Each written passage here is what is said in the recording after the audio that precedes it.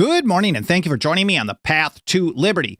I'm Michael Bolden with the 10th Amendment Center, and this is the Fast Friday edition of the show for March 1st, 2024. Today, I'm reporting on a bunch of wins for the nullification movement. Some big steps, some small steps, but we're pushing forward with legislation to advance sound money, reject central bank digital currencies, warrantless surveillance in the police state, plus supporting the right to keep and bear arms, and maybe a little bit more depending on how quickly I can get through this. But let's get right to it because I want to cover as much as I can as quickly as possible. First of all, from Utah. We got a bunch from Utah lately.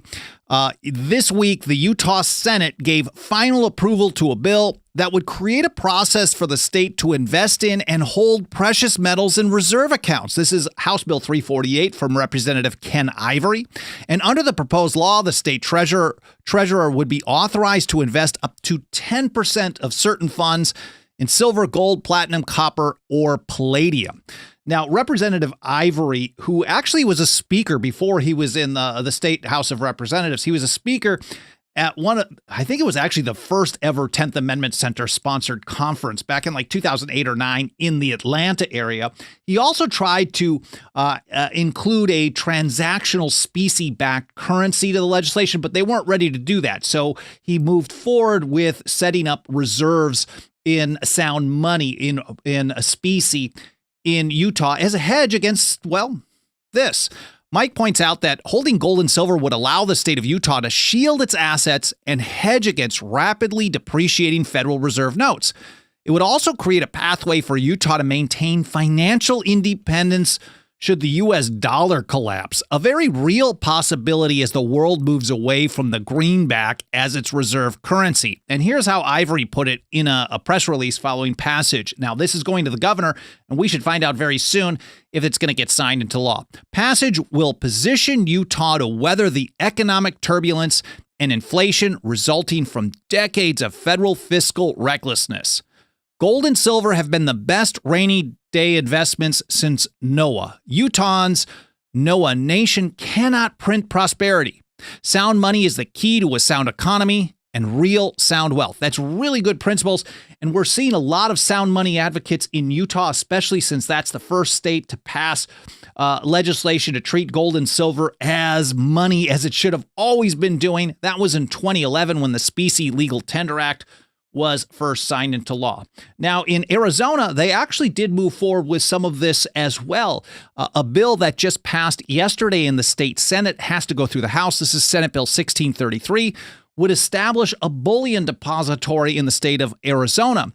This, Mike writes, would serve as a safe storage for precious metals and would facilitate the use of gold and silver as legal tender with a specie-backed transactional currency. Of course, in places like Utah, they have the gold back, so you can do transactions with physical gold in person. But so much of our activities, especially economically, for many of us, you have to do it, well, on the internet. And so you need a way to be able to pull this off. And putting specie and gold and silver in a depository like the Texas Bullion Depository, which has been open for a number of years, or UPMA, which has been open for a number of years, the privately run one in Utah, you can facilitate the ability to make seamless transactions with like a debit card, and it does the conversions in the background. Well, this passed forward in the Arizona State Senate by a vote of 16-11 yesterday.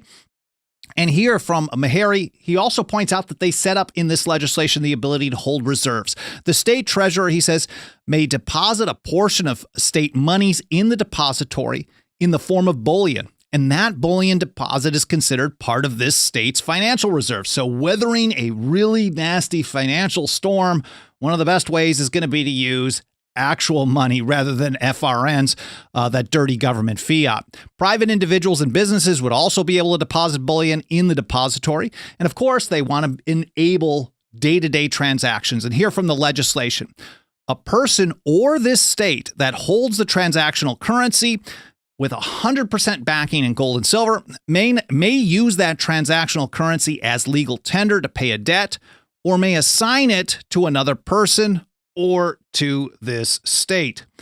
We're also tracking in Missouri the Constitutional Money Act. This is House Bill 1955. There's been a lot of shenanigans in the Missouri legislature this year, but they finally got a hearing for this. It's first hearing that has to get one hearing and then an executive session. So it was very well received, even by the opposition, from what we're being told by friends who were there. The legislation, Mike writes, it had a hearing on Tuesday, would take several steps to treat gold and silver as money in Missouri and encourage its use as such, including making it legal tender and eliminating one of the biggest roadblocks, which is state capital gains tax on the sale of gold and silver. It also includes provisions authorizing the state to invest in gold or silver greater than or equal to 1% of all state funds, and expressly bars any state agency, department, or political subdivision from seizing gold or silver bullion. We know what government likes to do in a crisis. They like to seize stuff. So some steps there in Arizona, in Utah, and Missouri moving forward to support sound money. Also, we have to think about rejecting a potential central bank digital currency. I've covered this on a bunch of different episodes. But this week, 2 laws were signed in South Dakota by the governor there. She signed bills into law to reject a central bank digital currency, removing it from the definition of money in the state in the Uniform Commercial Code, and banning the state from accepting it as payment. So removing the definition, a CBDC, from the definition of money under the UCC. It's we don't know how it's going to play out, but it's a potential roadblock to being able to use it as such in the state, or it makes it a little bit more difficult, which I think is a positive. Now, South Dakota is now the 3rd state to take that step. First was Indiana last year, then shortly after was Florida. And as far as accepting CBDC by the state, the first state to pass a law like that was Alabama. I'm not sure if there's been any others, but I believe South Dakota is the second. Both of those, House Bill 1163 and 61, will go into effect on July 1st. Now, speaking of Indiana and a central bank digital currency, they were the first to take that small step of removing it from the definition of money under the UCC. Now they're doing a follow-up. The ground of liberty, Thomas Jefferson told us, is to be gained by inches, because it takes time to convince people what is even for their own good. You have to keep pushing forward. We have to eternally press forward for what is yet to get. So last year, they removed a central bank digital currency from the definition of money under the Uniform Commercial Code. Now, some people who know what they're doing could do an end run around that, but it's still a step forward. Now they're following up with Senate Bill 180, which already passed both houses. It's off to the governor for a signature or maybe a veto. And this would prohibit state agencies from accepting payments made with a CBDC for any service, tax, license, permit, fee, information, or other amount due to the government body.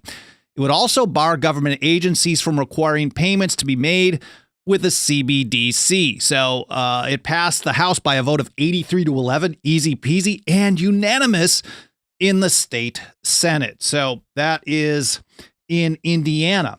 Now, it's interesting to hear what they're doing in Arizona in response to a CBDC. I pointed out how a handful of states have now removed it from the definition of money under the Uniform Commercial Code, which is very complex, and it is not shutting the door to it completely, but it is a first step in my mind. But in Arizona, Senate Bill 1281 does that, but it also removes it from the definition of legal tender in the state. This is from Senator Jake Hoffman, and it actually passed the state Senate by a vote of 16 to 12 just yesterday.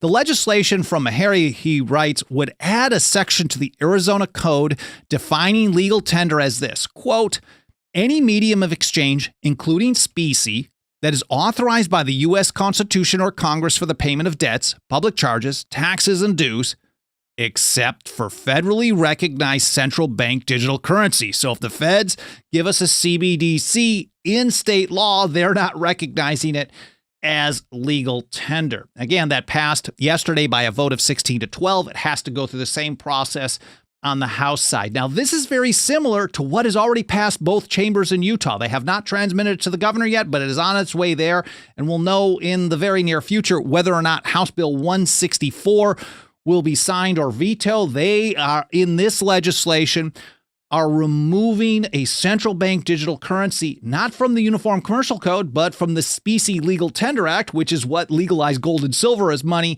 back in 2011 and has been amended and expanded a few times to really push forward for gold and silver as money rather than just a mere investment vehicle. Let's talk a little bit about the police state. I'm surprised to see some of these things moving forward because there hasn't been a lot of grassroots activism around it, a lot of political bantering rather than hard work. But in Kentucky, House Bill 45 was passed unanimously yesterday. This looks like on Wednesday. Now, generally when something, especially when it comes to surveillance or police state, and it passes unanimously, I tell Meharry when he looks at it, hey, man, give this a double check before you report on it because it's probably garbage. But surprisingly, he said, man, I looked through this like multiple times. It's actually pretty decent dealing with license plate readers, ALPRs, which can take pictures of license plates going by at up to 1,800 per minute. And generally what they do is they take the picture, they keep it, they figure out who's in the car. Some of them will have facial recognition to get pictures of the driver and the passenger. I don't know what's going on in Kentucky with that. What they do is they store it forever. Then they pass the information along through fusion centers to the federal government and to every other state, or through information sharing environment, ISE, which is a post 9/11 Patriot Act type of thing. And what they did was they restricted the ability to retain and share that information, which restricts the ability to run a national license plate tracking program. It is a small step forward, but it passed unanimously in the state house in Kentucky. Another big piece of the police state is civil asset forfeiture. It's legalized government robbery, and we never report on things happening positive in New York, but, well, never say never, right?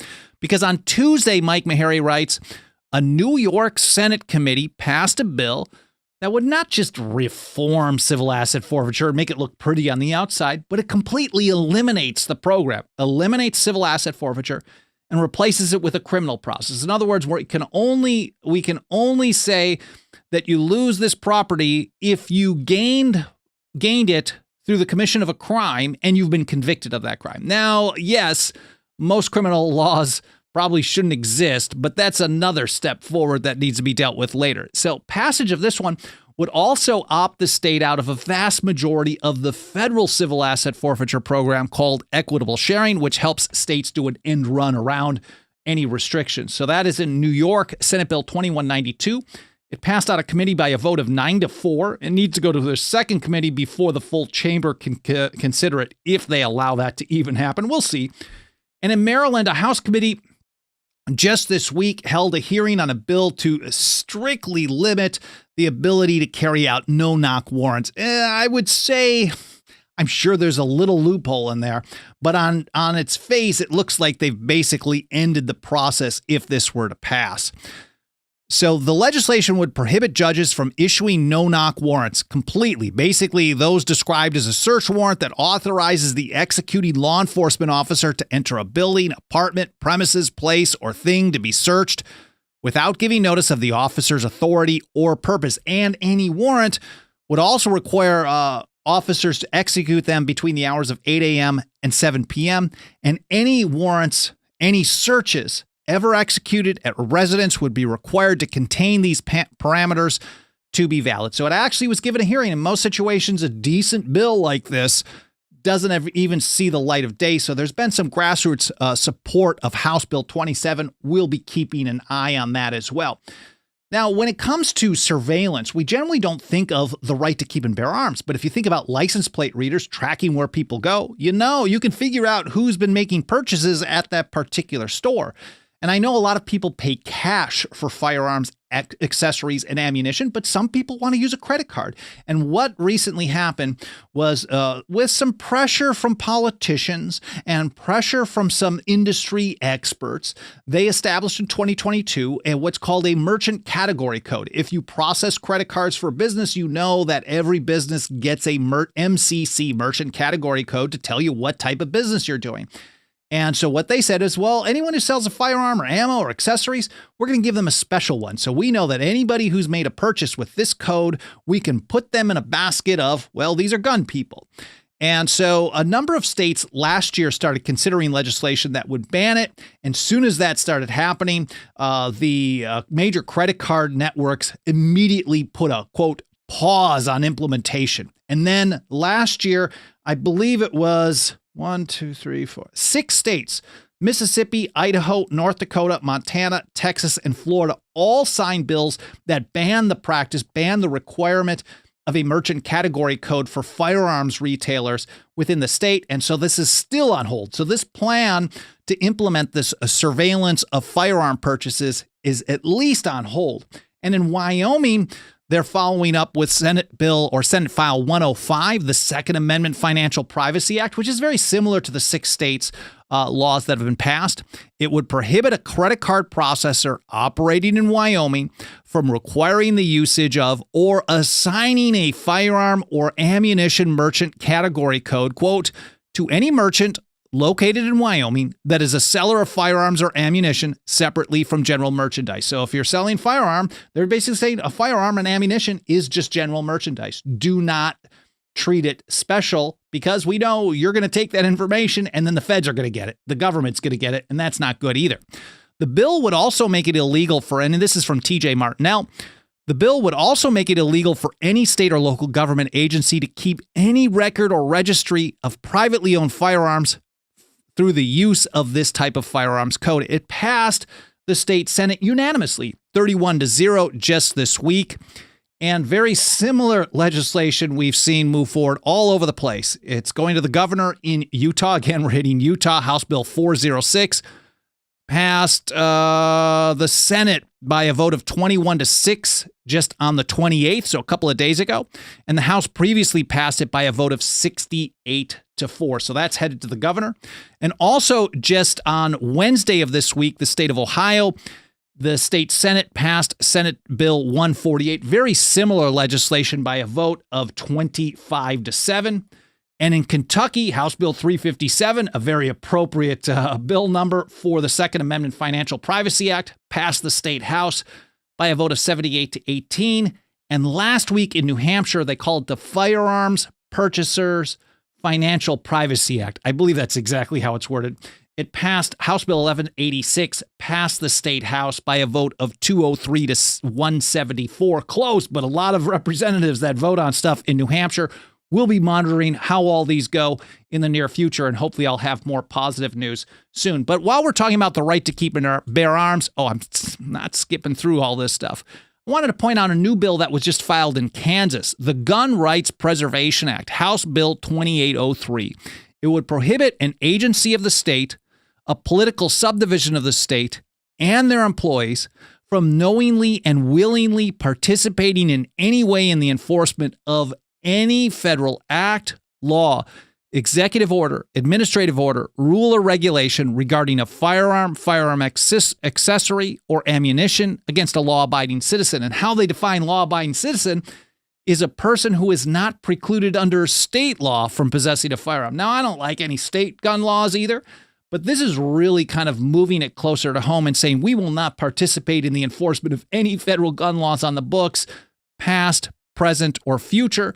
And from Mike Meharry, it would also prohibit the utilization of any assets, state funds, or funds allocated by the state to local entities for the enforcement of or aiding a federal agency in the enforcement of the same. And a very similar piece of legislation was just introduced last week in Alaska, House Bill 372. They call it the Second Amendment Preservation Act, a pretty good name there, basically banning the state from participating in enforcement of federal gun control, past, present, and future. We know the ATF, they have like 5,100 employees. About a third of them are in administration, and they only have the capacity to close somewhere around 8,000 to 10,000 cases per year with support from the states. Now, that's 8,000 to 10,000 cases too many. But as long as the states keep backing off and the people keep standing firm, those numbers will go down significantly. Well, this is just scratching the surface of some of the recent action we've been tracking. We've been doing a lot of work here at the TAC, and absolutely nothing helps us report on this stuff, keep track of what's going on, get the word out, post it, share on social media, do episodes like this, do action alerts, send emails, etc., more than the financial faith and support of our members. You can join us. We're talking about dirty government fiat for as little as $2 a month. I should pull this up here over at 10thamendmentcenter.com/members. You can also use other forms of money or other You can send us other stuff as well, but if you got a couple of bucks of that dirty government fiat, it's probably the easiest right now. Over at 10thamendmentcenter.com/members, we also have annual 5-year and lifetime options, and I'd be extremely grateful for any consideration you can give to joining us and putting your financial faith behind our work as well. Well, I hope you guys found this interesting. I'm kind of rambling through this as quickly as I can. Lots of information to cover, lots of positive things happening, even in the face of the largest empire in the history of the world. But these, as Thomas Jefferson told us again, the ground of liberty is to be gained by inches, and we are pushing back no matter how much the odds might seem against us. Duty is ours. Again, I hope you enjoyed the episode. I hope it made you think. I hope you learned something. I hope it encourages you to take action in your own area. Hope you have a great weekend, and I hope to see you next week here on the Path to Liberty.